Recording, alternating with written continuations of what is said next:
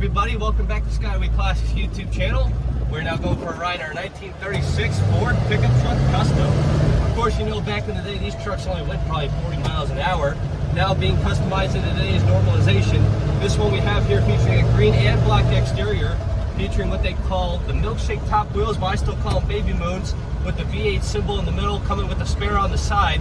Moving on to the interior now, as you can see, it has been a little customized, starting off with a 3-speed manual. Got that nice big old school Ford steering wheel, upgraded steering column with the modernized turn signals, upgraded gauges to fit today's modernization, new radio with believed to be a sound product in the glove box. Other than that, it does have the old school crank windows, does have electric wipers, and more importantly, it has a actual windshield window. Craziest thing you'll ever see in one of these older trucks. Frankly, I prefer it to be not an ejector seat.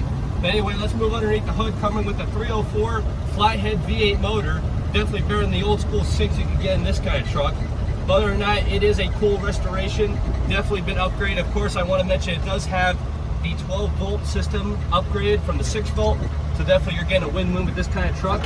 Other than that, now we are just going to take it up the road for a little bit of fun.